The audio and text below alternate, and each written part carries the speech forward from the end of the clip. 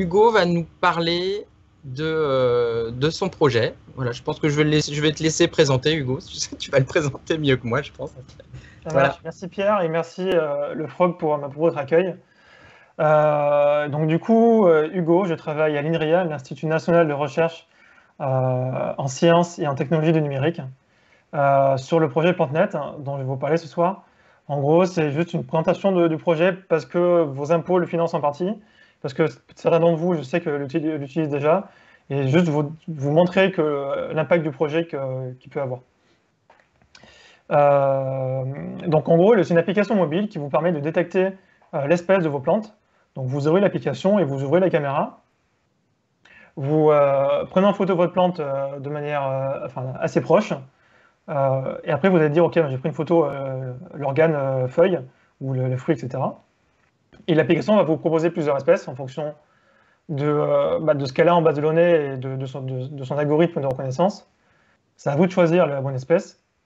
Et une fois que c'est fait, vous pouvez ajouter des notes et contribuer l'espèce et l'identification de la plante sur PlantNet. Donc c'est optionnel la contribution, c'est vous qui voyez. Mais ça vous permet de deux choses. En premier, de vérifier avec le reste de la communauté, ben ok, est-ce que la plante que j'ai pris en photo, c'est bien celle que j'ai choisie? Est-ce que l'espèce que j'ai choisie, c'est la bonne? Et ça permet aussi d'améliorer dans le long terme la connaissance des plantes qu'on prend en photo. Donc par exemple, on va pouvoir dire, ok, il y a quelqu'un qui va pouvoir dire, ok, ben non, en fait la plante c'est pas celle-là, c'est celle-là, et du coup il va pouvoir voter sur une autre espèce de plante, et ainsi de suite. Ça va mettre en place un réseau de sciences participatives qui commence à être assez gros de manière générale.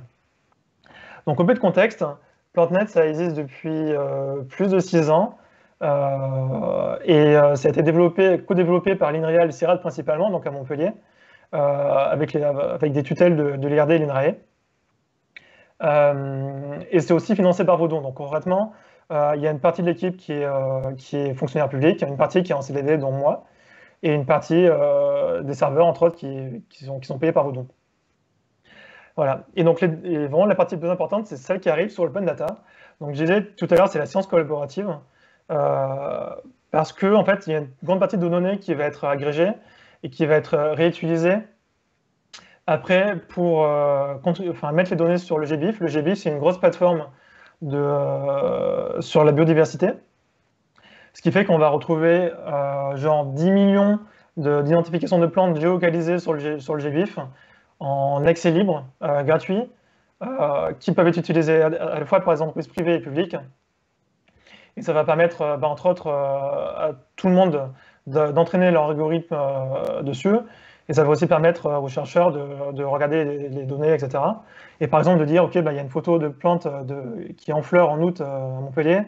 Et en fait, c'était en 2015. Et en 2020, on voit que la fleur, elle est en fleurs. Enfin, la plante, elle est en fleurs, mais à Nantes. Et concrètement, du coup, on voit que peut-être à cause du réchauffement climatique, des intempéries, etc., que l'espèce s'est déplacée dans le cadre de la France. Et c'est un des exemples à quoi peuvent servir ces données-là. Et donc voilà, du coup, on est une toute petite équipe à Montpellier.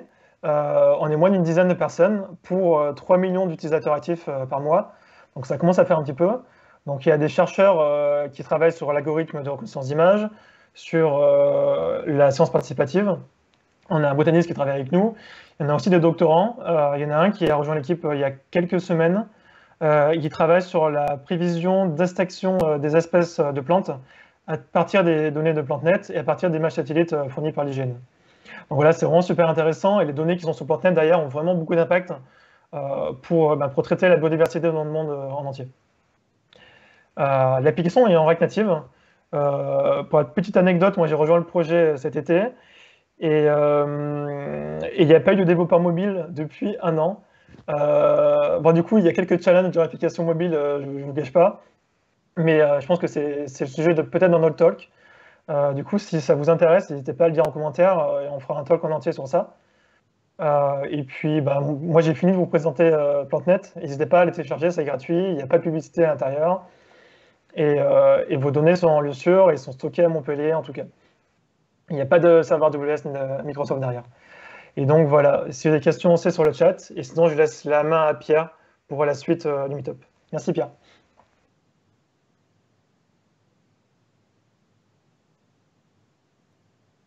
T'es mute, Pierre, t'es mute.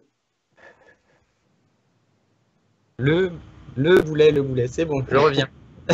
Non, je disais juste, je faisais une blague sur le fait que je n'étais pas tout seul à faire un projet en React Native et ça déjà, rien que ça fait plaisir. Merci Hugo.